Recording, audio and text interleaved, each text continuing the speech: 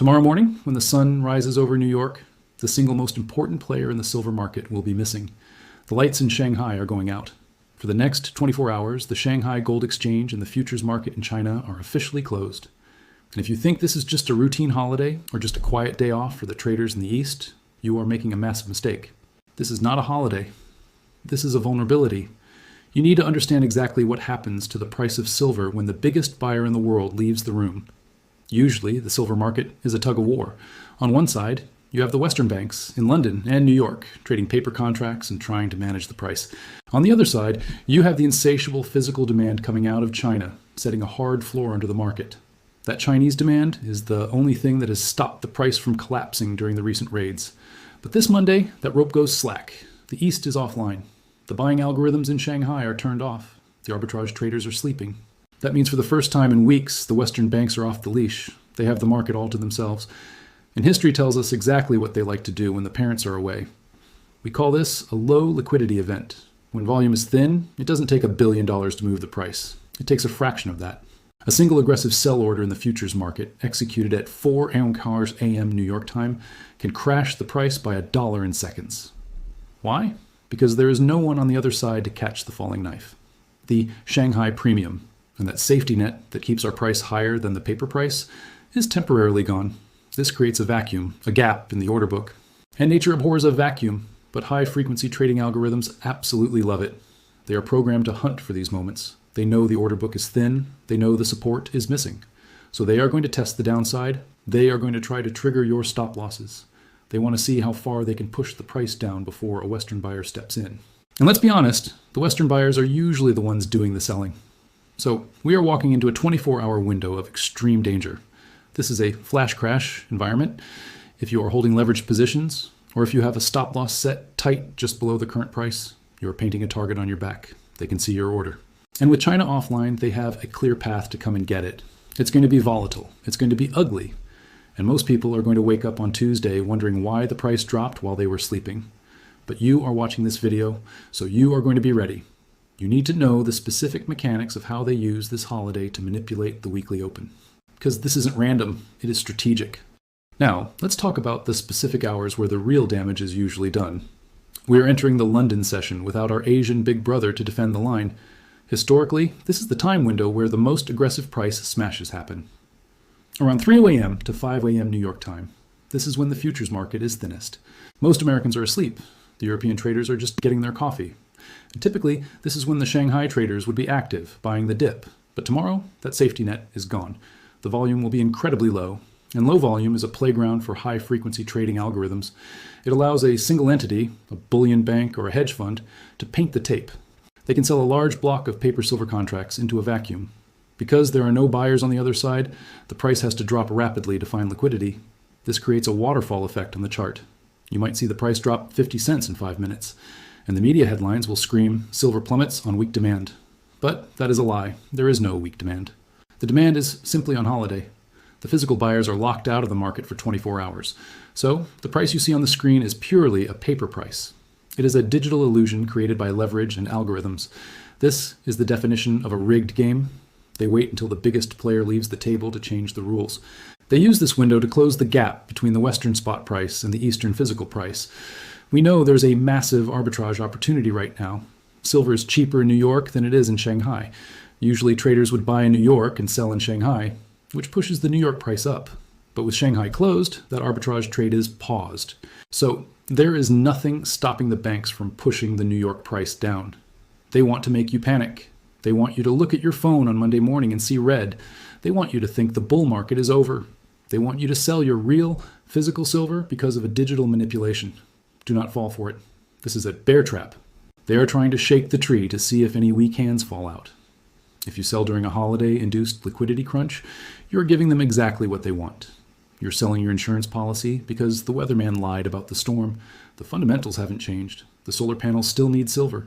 The strategic stockpiles are still empty. The only thing that has changed is that the referee is taking a nap.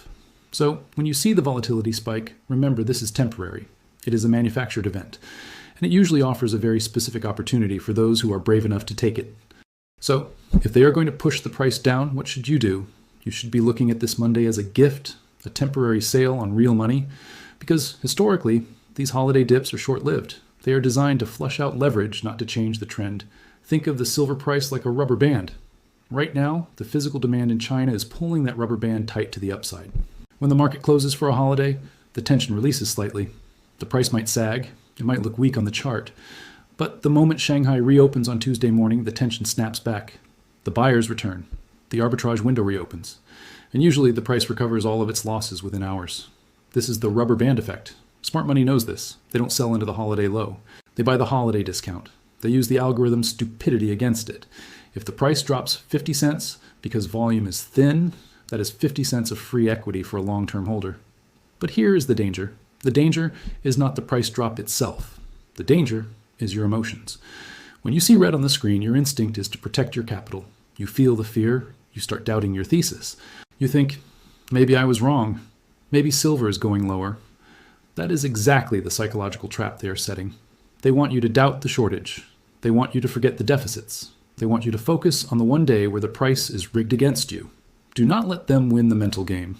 The physical market doesn't care about a bank holiday. The mines are still depleting. The factories are still consuming. The deficits are still growing. A 24-hour pause in trading doesn't fix a 200 million ounce shortage. It just hides it for a day. So when you see the price action on Monday, zoom out. Look at the weekly chart. Look at the monthly chart. Realize that this is just noise in a massive uptrend. If you are a trader, this is a dangerous day to be long. But if you are a stacker, this is just another Tuesday on sale. The only people who get hurt on days like this are the ones who are over-leveraged, the ones who are gambling instead of investing. If you own the metal outright, let the price drop. Let them smash it to zero for a day. It doesn't change the number of ounces in your vault. It doesn't change the fact that they can't print more silver. It just gives you a chance to lower your average cost. So prepare your mind for the volatility, expect the dip, and be ready to buy it when the algorithms overreact. Because when the sun rises in Shanghai on Tuesday, the game restarts and the rubber band is going to snap. So here's the final verdict on the Monday shutdown. The Shanghai holiday is not a crisis. It is a litmus test. It is a test of your conviction and your ability to see through the fog of war. The banks are banking on your fear. They are betting millions of dollars that you will panic when you see a red candle on Monday morning. They are betting that you don't understand how the global silver market actually works. But you are watching this, so you know better. You know that a price drop during a holiday is as fake as a $3 bill. It is a paper phantom. It exists only on the screen, not in the vault. So here's your battle plan for the next 48 hours. Step 1 is simple. Turn off the screen. Do not sit there glue-eyed to the 1-minute chart, stressing over every cent. That is exactly what the algorithms want you to do. They want to trigger an emotional response. If you stare at the volatility, you will make a mistake. You will sell at the bottom or buy at the top. Walk away. Let the machines fight each other in the dark. Step 2. Watch the Tuesday reversal. This is the most profitable pattern in the book. When Shanghai comes back online on Tuesday, look for the gap up. The Chinese traders will see the lower price in New York and thank the Western banks for the discount. They will step in and buy aggressively to close the arbitrage window again. This often results in a violent snapback rally that erases all of Monday's losses in a single hour. If you panicked and sold on Monday, you will be buying back higher on Tuesday. Don't be that guy. Be the guy who is waiting for the sale. Step 3. If you have dry powder, set your stink bids. If you have cash on the sidelines, place buy orders significantly below the current price. If a flash crash happens because of low liquidity, you might get filled at a price that shouldn't exist. You become the liquidity provider when the banks step away. That is how you turn their manipulation into your profit.